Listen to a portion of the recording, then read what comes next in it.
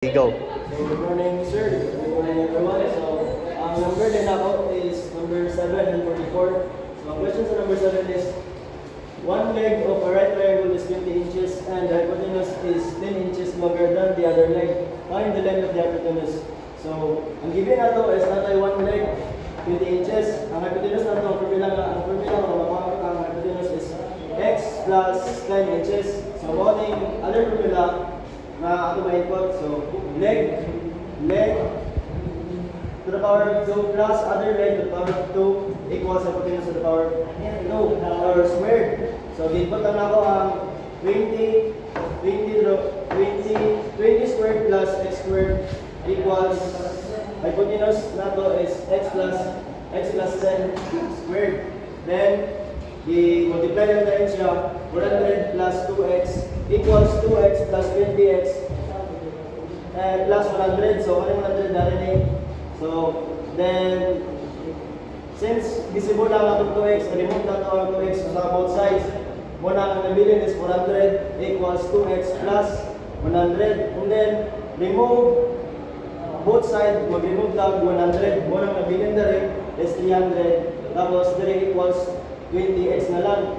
Paggawas na ito ang x, para makuha na ito ang value niya, which is 50. I-divide na 30 over 20. So, x is equals to 15. Dahil yun, ang hypotenuse na ito, para makuha ang hypotenuse is x plus 10. X plus 10, ang x na ito is 15 plus 10 equals to 25 inches. So, muna itong final answer.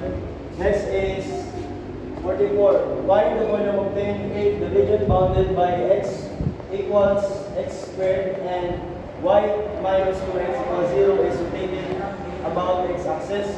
So, muna yung formula na gamit, b pi integral b over a outer radius and then inner radius dx.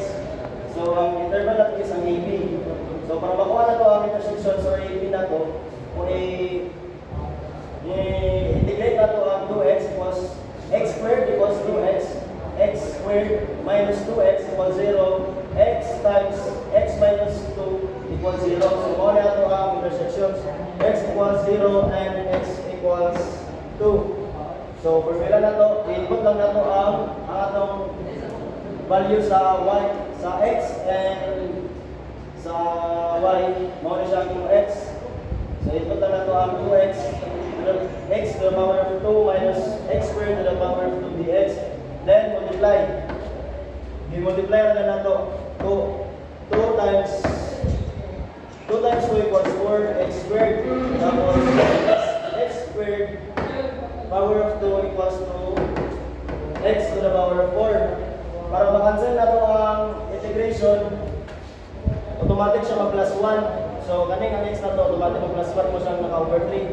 So, 4x, lagi cancel lang na ito, plus 1, 3 na siya, over 3 na ito, minus 4x to the power 4.